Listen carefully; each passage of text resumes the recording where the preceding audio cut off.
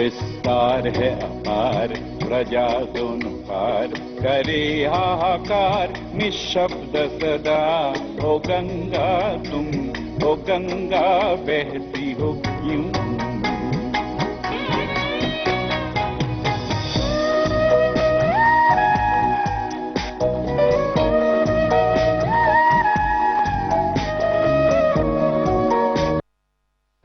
నమస్కారం, welcome to Gemini special story. మన నిత్య జీవనయానంలో కొన్ని జీవితాలు ఇంతే అని నిట్టూర్చే విషయాలుంటాయి. విధి వక్రించినందుకే ఇలా అయ్యామని చెప్పుకునేవి కొన్నైతే, కర్మ కాలినందుకే ఇలా జరిగాయని చెప్పుకునేవి మరికొన్ని.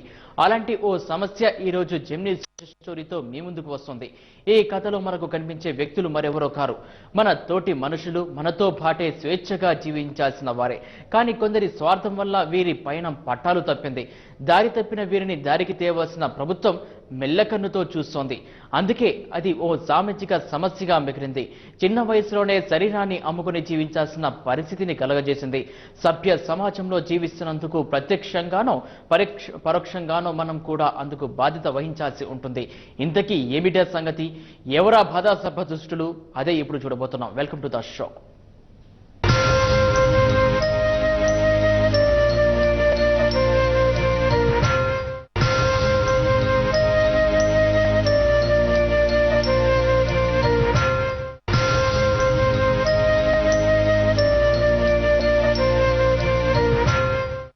పనిచేసే అమ్మాయిలను చూడండి. ఇంత చిన్న వయసులో పరిశ్రమలో పనిచేస్తున్న పిల్లల్లా ఉన్నారు కదూ. అవును, ఇంకా మైనార్టీ తీరని వయసులో తనవారంటూ లేని అనాథలు. ఇంత చిన్న వయసులో తమ కాళ్లపై తాము గౌరవంగా బతికేందుకు సాహసిస్తున్న సగటమ్మాయిలు.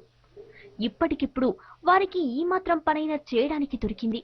లేదంటే వీధిలో నిలబడి వచ్చిపోయే మగవారి కోసం ఎదురు చూసే నికృష్టం పని చేయాల్సి ఉండేది. ఇంతకీ వీరెవరనేదే కదా మీ డౌట్. వీరు బాధా సర్పదుష్టులు. జీవితమనే పోరాటంలో ఇంకా మొదలవక ముందే ఓడిపోయిన అమ్మాయిలు.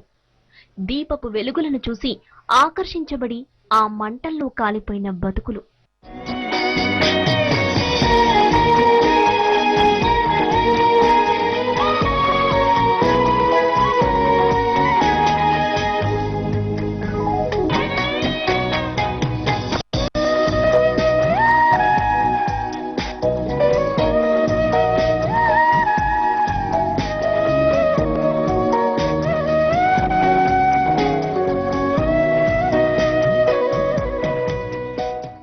తమను ప్రేమించామని వెంటపడి వేధించి ఒప్పించుకుని వెంట తీసుకెళ్లిన అబ్బాయిలు తమను అడ్డంగా అమ్మేసుకుంటారని కలలోనైనా అనుకోలేదు.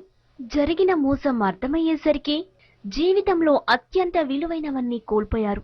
సరిదిద్దుకోలేని తప్పులు చెయ్యరాదన్న ప్రాథమిక సూత్రాన్ని మరచిపోయారు. ఇప్పుడిక వెనక్కి పోలేరు, అలాగని ముందుకు పోలేరు. సమాజంలో నికృష్టంగా భావించే వేశ్యలుగా ముద్దలు పడిపోయాయి. మరెప్పుడు ఈ పని చేయనని చెప్పడానికి లేదు. అలా అని తమంతట తాము ఇంటికి పోలేరు. అన్నీ చంపుకుని ఇంటికి తిరిగి వెళితే ఆదరంగా రానియనూ లేదు. దాంతో తమ బ్రతికింతేనని నిటూర్చి అంగడి బొమ్మల్లాగా బతుకుతున్నవారు రాత్రి సుఖం కోసం వచ్చే విటుల కోరికలు తీర్చే పడపు వృత్తిలో స్థిరపడిపోయారు.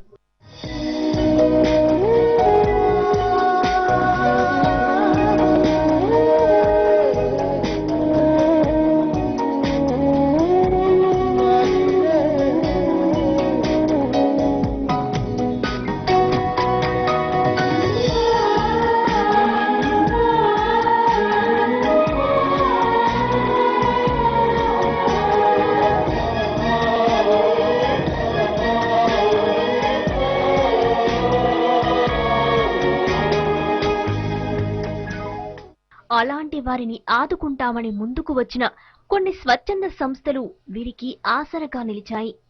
గతాన్ని తిరిగి తెచ్చివ్వకపోయినా రాబోయే భవిష్యత్తును తమదైన శైలిలో ఇచ్చేందుకు కంకణం కట్టుకున్నాయి. వారి నీడలో ఆ మైనర్ బాలికలు కాస్త తెరిపిన పడుతున్నారు. 16 ఏళ్ల వయసులోనే జీవితకాలం అనుభవాల్ని సొంతం చేసుకున్న ఈ బాలికలందరికీ తనదైన ఓ స్టోరీ ఉంది. నమ్మిన ప్రియుడు చేసిన అఘాయిత్యపు మరక ఉంది. మానసికంగా చితికిపోయి బతుకుతున్న ఈ శరీరాలను డబ్బులిచ్చి అందులో సుఖం వెతుక్కుంటున్నారు విటులు. ఎవరికి వారి గతం గురించిన ఆలోచన లేదు. వారేం తింటున్నారో, ఎలా బతుకుతున్నారో అవసరం లేదు. కదిలిస్తే మనసును కకావికలం చేసేంత ట్రాజెడీ ఉంది. నమ్మశక్యం కాని మోసం ఉంది. దయంటూ లేని మానవ మృగాలను ఎందుకు ప్రేమించామా అని ఇప్పుడు మదన పడుతున్నారు. మా అమ్మ మా నాన్న చనిపోయారు. ఇంక అక్కడి నుంచి మా అమ్మమ్మ దగ్గర కొన్ని రోజులు పెరిగాను. అక్కడి నుంచి ఇంక మా పెద్దమ్మ తీసుకెళ్ళి జగద్గురు మిల్లులో పనికి చేర్పించింది. అక్కడ 2-3 సంవత్సరాలు పనిచేశాను. ఇంకా మ్యారేజ్ చేసింది. ఇంకా అద్దెకి ఇచ్చింది. కానీ నాకు నచ్చలేదు. నేను ఇంకా శివ అనే అబ్బాయితో వచ్చేసాను. తిరుపతి వెళ్ళాము. తిరుపతి వెళ్తే ఇంకా శివ ఏమో వాళ్ళకు ఫోన్ చేశాడు అక్కడ పరిస్థితి ఎలా ఉంది అని. ఇంకా 2-3 రోజులు పోలీసులు తిరుగుతున్నారని చెప్తే తర్వాత వాళ్ళ ఫ్రెండ్కి ఫోన్ చేస్తే మా నాన్న అడగండి అన్నాడు. వాళ్ళ నాన్న అడిగితే వీలైనంత వాటికి పిల్లల్ని మనమే తీసుకుందామని చెప్పాడు అని నాతో శివ చెప్పాడు. తర్వాత ఇంక తిరుపతి నుంచి వాళ్ళు సుమో వేసుకొని వచ్చారు. అక్కడి నుంచి వచ్చేసాం మేము. వచ్చేస్తే ఇంక అద్దెకి పోలీస్ స్టేషన్కి తీసుకెళ్తే శివ మా వాళ్ళు వచ్చి అడిగితే చేసుకుంటానని చెప్పారు. ఇంకా నేను చెప్పాను మా వాళ్ళతో నాకు ఆయన వద్దు, నాకు శివ కావాలని. కానీ శివ ఆ రోజు చెప్పాడు చేసుకుంటానని. తర్వాత రోజేమో నేను చేసుకోను, మా మరదలు చెయ్యి కోసుకుంది, ఆ అమ్మాయి చనిపోయిద్ది, ఇంకా నిన్ను పెళ్లి చేసుకోనిలే ఉంచుకుంటాను అని చెప్పాడు. ఇంకా నాకు కోపం వచ్చేసి నేను వాళ్ళందరితో పోలీసులతో సిఐతో చెప్పేశాను నాకు శివ వద్దు, నన్ను వదిలేయండి, నేను ఎవరి దగ్గరికి పోను, నా సావు నేను చేస్తానని చెప్పాను. నా సావు నేను చేస్తానని చెప్తే ఎట్లా వదిలేస్తారు అని ఒక పెద్ద మనిషిని తీసుకొస్తే ఇంకా 2-3 గంటల దాకా నేను చెప్పాను నేను వెళ్ళను వాళ్ళ దగ్గరికి. నా మీదే కదా అప్పుడు తప్పు. అవును నేనే తప్పుడు దాన్ని అందరి ముందు ఒప్పుకొని ఇంకా పోలీసులు ఎక్కడికి పోతామంటే నేను ఎక్కడికి పోనని చెప్పాను. హోంలో చేర్పిస్తామంటే చేర్పినన్నాడు. ప్రేమించిన కారణంగా నమ్మి తనతో ఇంటిలో నుంచి పారిపోయి వచ్చేసింది. సినిమాలోనలా కథ సుఖాంతం కాకపోతుందా అన్న ఆలోచనే తనని ఈ పని చేయించిందని ఇప్పుడు బాధపడుతోంది. వెదతో కుమిలిపోతోంది. మాది ఆటపాలెం చీరాల దగ్గర ఆట వెళితే మా తాతలు మా నాన్నలు పనికి పంపించారు. అట్లా వెళ్ళమ్మా పని కానీ కింద అంటి పరిచయం చేయించి అంత పనికి పంపించారు. అదే దూది మెడలో నేను పనిచేస్తే ఇంకా అక్కడి నుంచి నెల డబ్బులు తీసుకున్నాము. డబ్బులు తీసుకుని మా తాతలకి ఇచ్చినాక ఇంకా తర్వాత వారం డబ్బులు తీసుకుని వెళ్ళిపోయినాక తర్వాత వచ్చాము. మళ్ళీ పనికి వెళ్తే మా తాత ఆమె పరిచయమైంది అదే పద్మ అని ఆమె పేరు. పరిచయం ఇంకా ఎట్టా రమాదేవి అని ఉంది మాకు. ఆమె బాగా చూసుకుంటుంది, నా కన్న కూతురు కన్నా ఎక్కువ చూసుకుంటుంది, ఆమె కాడికి వెళ్ళండి అని చెప్పారు. ఏమో నాకు తెలియదు ఆంటీ అదేంటంటే నేను చూపిస్తాను ఆమెని, మళ్ళీ నా పేరు బయటికి రాకూడదని చెప్పింది. ఇంకా అక్కడి నుంచి ఆమె తీసుకెళ్ళి వాళ్ళ అమ్మలకి మా అమ్మాయి కూతురు అని చెబుతానని చెప్పి వాళ్ళ అమ్మలకి చెప్పింది. బయట వాళ్ళు కూడా నన్ను చిన్నమ్మ అని పిలుస్తానని చెప్పింది. సరేలే అని చెప్పాను. ఇంకా చిన్నమ్మ అంటే చిన్నమ్మ అని పిలవమంది. సరేలే అని చెప్తే ఇంకా అక్కడి నుంచి ఆమె ఇట్లా చేస్తా సిగరెట్లతో కాలుస్తా అట్టుంది. ఎంత తళ్ళంతా కాల్ చేసింది. నా మేడమ్స్ కూడా చూపించాను, కాల్ చేశాను సార్ కూడా చేస్తే ఇంకా అక్కడి నుంచి సార్ వాళ్ళు ఇక్కడ జాయిన్ చేశారు. నన్ను బెంగళూరులో ఒకసారి ఫస్ట్ రోజు హైదరాబాద్ తీసుకెళ్లారు, అక్కడ చేర్చి మళ్ళీ తీసుకొచ్చారు. మళ్ళీ నెల్లూరులోకి వెళ్ళాము. నెల్లూరు నుంచి మళ్ళీ బెంగళూరులో అమ్మేశారు. ఈమెది కూడా దాదాపుగా ఇదే కథ.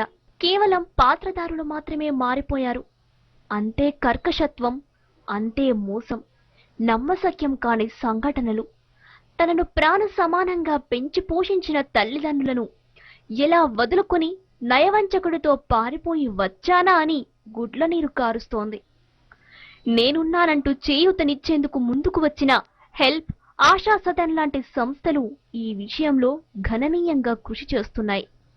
వారి బాధలు తొలగించి సమాజంలోకి మరికొత్త రూపంలో జీవించేందుకు ఆ అమ్మాయిల చీకటి జీవితాలలో వెలుగులు నింపే ప్రయత్నం చేస్తున్నాయి.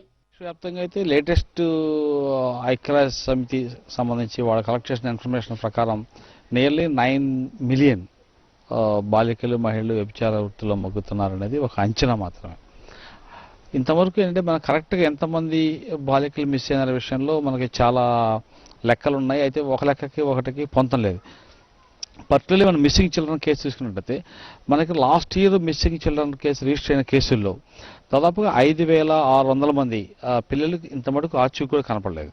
అంటే ఒక అంచనా ఏంటంటే ఈ 5,600 మంది కనపడిన వాళ్ళందరూ కూడా వ్యభిచార గృహాల్లో మగ్గుతున్నారనేది ఒక అంచనా.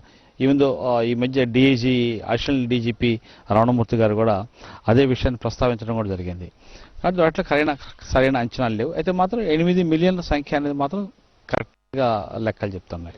రెస్క్యూ చేశాము, కష్టపడి డొకాయ్ ఆపరేషన్ చేస్తున్నాం, పోలీసులు సిఐడి వాళ్ళతో మేము కలిపి అమ్మాయిల్ని తీసుకొస్తున్నాం, బయటికి హోమ్లో పెడుతున్నాం, కౌన్సిలింగ్ ఇస్తున్నాం, అయితే ఇంటికి పంపిస్తున్నాం. దిస్ ఇస్ ఒక పార్ట్. రెండో పార్ట్ ఈ కేసులు. ఒక కేసు దాదాపుగా 4 సంవత్సరాలకు ఒక కేసు కోర్టులో నలుగుతూ ఉంది. ఒక బాలికని మనం కౌన్సిలింగ్ ఇచ్చి సంవత్సరం తర్వాత ఇంటికి పంపించిన తర్వాత ఆ బాలికని మళ్ళీ 2 ఏళ్ల తర్వాత మళ్ళీ కోర్టుకు తీసుకొచ్చి కోర్టులో సాక్ష్యం చెప్పాలంటే అది సాధ్యమే పని కాదు. ఎందుకంటే చాలా సందర్భాల్లో ఏమవుతుంది, అమ్మాయిలు పెళ్లి చేస్తున్నారు సంవత్సరం తర్వాత, ఏదో మాయ మాటలు చెప్పు లేకపోతే అవతలను ఒప్పించి పెళ్లి చేస్తున్నారు. 2 ఏళ్ల తర్వాత ఆల్రెడీ ఒక కేసులో ఒక అమ్మాయి పెళ్లి అయిపోయింది, 2-3 నెలల పాప.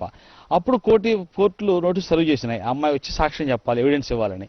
ఆ అమ్మాయి ఒకటే అడిగింది, ప్రశ్నించింది, సార్ నా భర్తకి ఏం చెప్పుకున్నానో మీకు తెలియదు, మా కుటుంబ సభ్యులు మా ఊళ్ళో ఏం చెప్పారో మీకు తెలియదు, ఈరోజు నేను ఒక భార్యగా ఒక తల్లిగా నేను ఉన్నాను, ఇప్పుడు నేను కోర్టుకు వచ్చి సాక్ష్యం చెప్తే రేపొద్దున మా ఆయన నన్ను ఏలుకుంటాడా, ఈ నా చుట్టుపక్కల పరిస్థితులన్నీ తిరిగి మొన్న ఆ కోపంలో నెట్టడానికి ప్రయత్నిస్తున్నాయి, మీరు అలా నేను అవటం మీకు ఇష్టమైతే చెప్పండి, నేను కోర్టుకు వస్తాను, లేకపోతే మీరు వదిలేయండి నన్ను అని ప్రశ్నించింది. సో దాన్ని మనం ఏం చెప్పాలి సమాధానం? ఏం చెప్పని పరిస్థితి.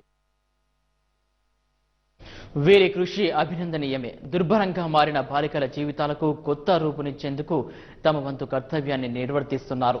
తిరిగి కొత్త జీవితంలోకి ప్రవేశించేవారు కొందరైతే సమాజం చిన్నచూపు భరించలేక అదే మురికి కూపంలోకి తిరిగే వాళ్ళెవరో మరికొందరు అంటున్నారు. మంచి జీవితాన్ని గడుపుదామని వారు చేస్తున్న ప్రయత్నం ఎందుకు విఫలమవుతున్నాయో చూసే ముందు చిన్న బ్రేక్ తీసుకుందాం. विस्तार है अपार, प्रजा सुन पार, करे हाहाकार निःशब्द सदा। ओ गंगा तुम, ओ गंगा बहती हो क्यों?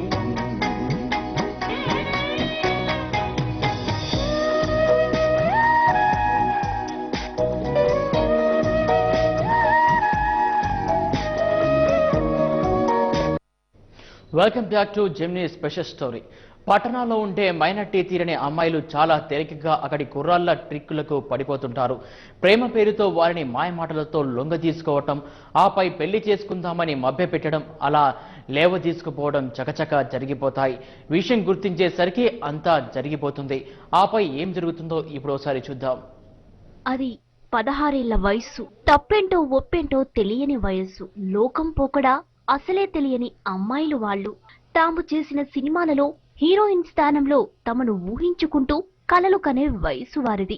జీవితం సినిమా కాదని తెలిసేలోగా అంతా జరిగిపోతుంది.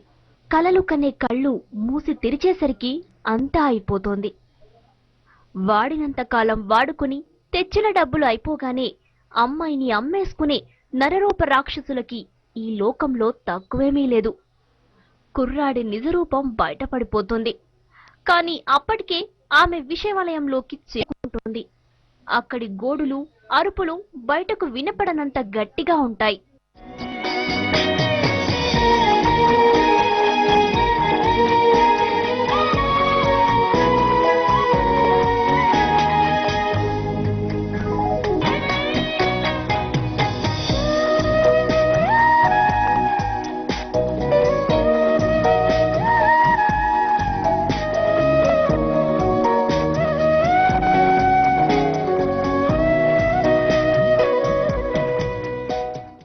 అక్కడి నుండి తప్పించుకోవడం మానవ మాతృలకు సాధ్యం కాని పని.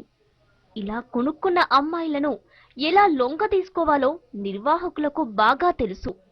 ధైర్యం దిగజారిపోయిన పిల్లలు వారు చెప్పిన మాట వినడం తప్ప మరే గత్యంతరం లేని చట్రంలో ఇరుక్కుపోతారు. కాస్త తేడాలతో ఎక్కడైనా ఇదే జరుగుతుంటోంది. ఆపై బతుకు మీద ఆశతో రోజులు గడిపేందుకు జీవిస్తుంటారు. తాము ఓ రొంపిలో దిగిపోయామన్న విషయం తాపీగా తెలిసిపోతుంది. తరువాత చేసేందుకు ఏమీ మిగిలి ఉండదు. వారికి చేయూతగా నిలవాల్సిన ప్రభుత్వం దృష్టి అన్ని సందర్భాలలో వీరిపై పడదు. వారి దీనస్థితిని గమనించిన హెల్ప్ అనే ఓ స్వచ్ఛంద సంస్థ వీరిని చేరదీసింది. పోలీసుల సహాయంతో వారిని చెర నుండి విముక్తి కలిగించింది. సమాజం దరిచేరనీయకున్నా మీకు మేమున్నామంటూ ఆ సంస్థ సభ్యులు వారికి అండగా నిలిచారు.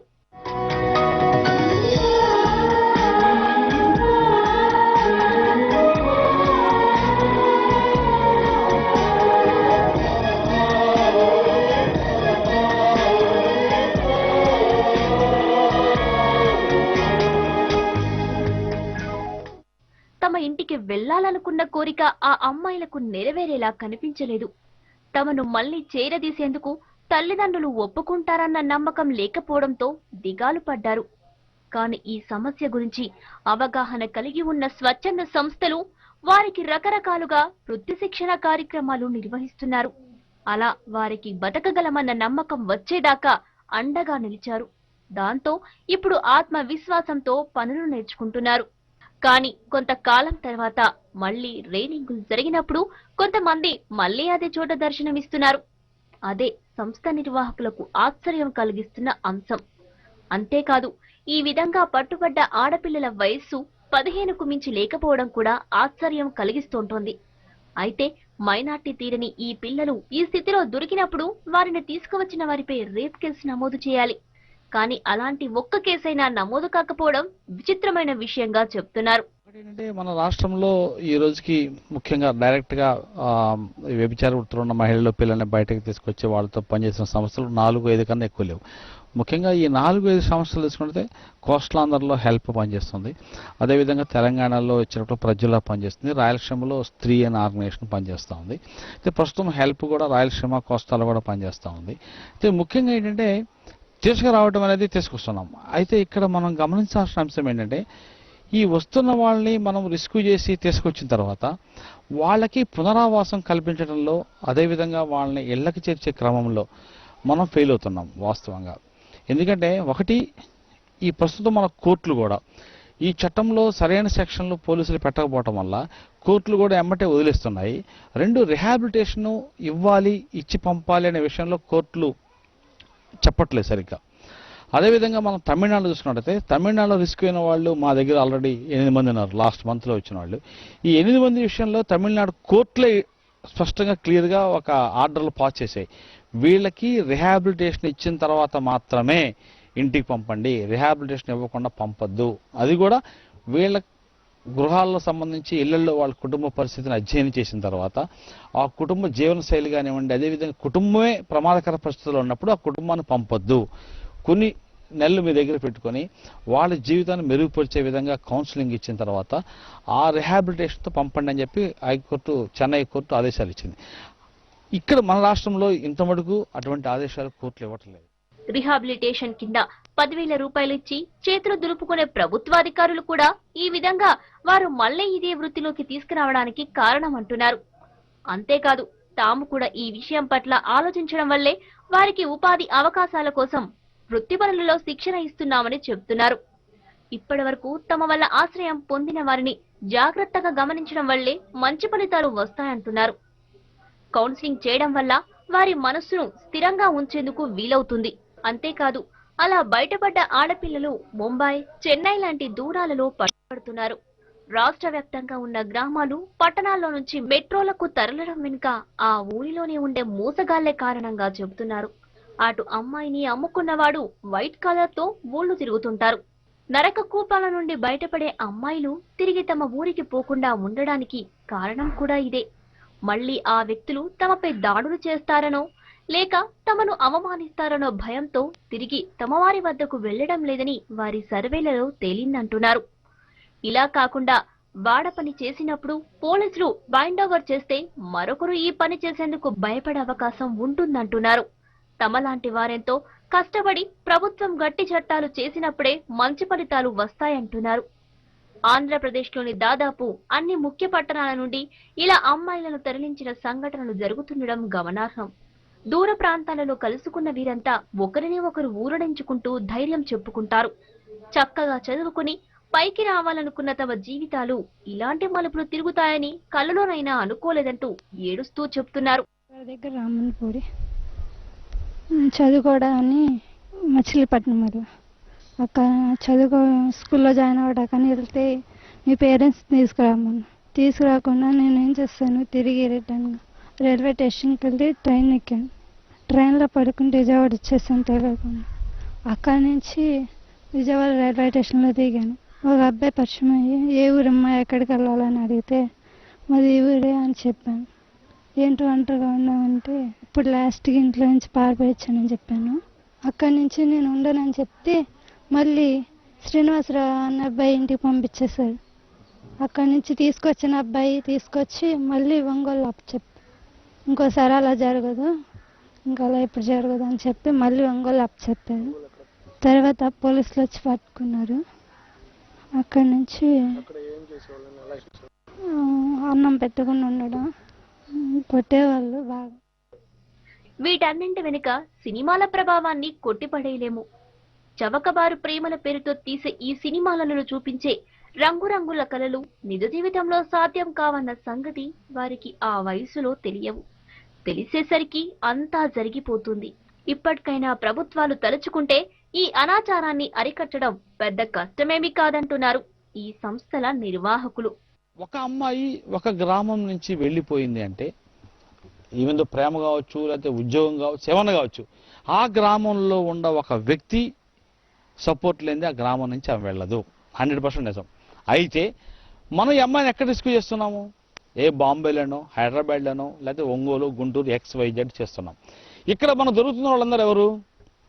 నిజంగా ట్రాఫికర్స్ కాదు, బ్రోతల్ ఓనర్లు, పింపులు, వీళ్ళు మాత్రమే మనకు దొరుకుతున్నారు. సో వీళ్ళని పట్టుకుంటాం, కేసు పెడుతున్నాం, అయిపోయింది.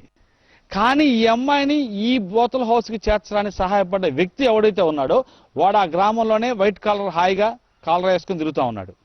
కాబట్టి ఈ అమ్మాయి ఇంటికి పోతే వాడు ఊరుకోవట్లా, బెదిరిస్తున్నాడు, బ్లాక్ మెయిల్ చేస్తున్నాడు, మళ్ళీ పుష్ బ్యాక్ వెనక్కి పంపిస్తున్నాడు. సో కాబట్టి ఏంటంటే ఫస్ట్ వాడిని మనం బయటికి తీసుకురావాలి. వాడిని బైండ్ ఓవర్ చేయకుండా, అట్లీస్ట్ బైండ్ ఓవర్ కేసు పెట్టకుండా, వాడి మీద చర్యలు తీసుకోకుండా ఈ అమ్మాయిని వెనక్కి పంపించడం వల్ల ఉపయోగం లేదు. రెండో ఏంటంటే ఒకసారి రిస్క్ చేసిన తర్వాత వెదర్ ఇట్ ఏజ్తో సంబంధం లేకుండా ఆ అమ్మాయికి చిన్నపిల్ల పెద్ద అనేది అవసరం లేకుండా ఎప్పుడైతే ట్రాఫికింగ్ నుంచి రెస్క్యూ చేయబడ్డ మహిళ కానీ బాలిక కానీ ఉందో immediately police has responsibility to conduct 164 record చేసి ఆ 164 రికార్డ్ చేసిన తర్వాత మ్యాజిస్ట్రేట్ ముందు ప్రొడ్యూస్ చేసి ఆ 164లో ఆ అమ్మాయి ఇంట్లో నుంచి బయలుదేరినప్పుడు X అనే వాళ్ళతో బయలుదేరింది, వాడు ఎత్తుకొచ్చి Y దగ్గర వదిలిపెట్టాడు, YZ దగ్గర XYZ.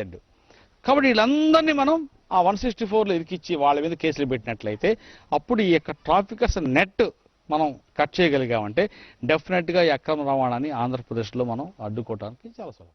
రాష్ట్రంలో అంగడి సరుకుగా మారుతున్నారు ఆడపిల్లలు. అలాంటి అంగడి బొమ్మల్ని తమ హక్కును చేర్చుకొని ఎంతో ఆప్యాయతతో వారిని ఆదుకుంటున్నారు హెల్ప్ సంస్థ. ఇలాంటి సంస్థలు వీధికొక్కటిగా పుట్టుకొస్తే కానీ ఈ ట్రాఫికింగ్ సమస్య ఇంతటితో ఆగే పరిస్థితి కనపడటం లేదు. ప్రభుత్వాలు కూడా దీనిపై చిన్న చూపు చూడటం కూడా ఒక కారణంగా తెలుస్తుంది. కెమెరా పర్సన్ శ్రీనివాస్తో కళ్యాణ్, జెమిని న్యూస్, మాచవరం, ప్రకాశం జిల్లా. చూశారు కదా, జీవితం గురించి బంగారు కలలు కన్న చిన్నారులు మోసగాళ్ల మాటలు నమ్మి దీపం వెలుగులో మాడిపోతున్నారు. ఈ విషయంపై ప్రభుత్వం సీరియస్ గా ఆలోచిస్తారని ఆశిద్దాం. ఇది ఇవాల్టి జెమిని స్పెషల్ స్టోరీ. మరో అంశంతో మళ్ళీ కలుద్దాం. చూస్తూనే ఉండండి జెమిని న్యూస్. నమస్కారం.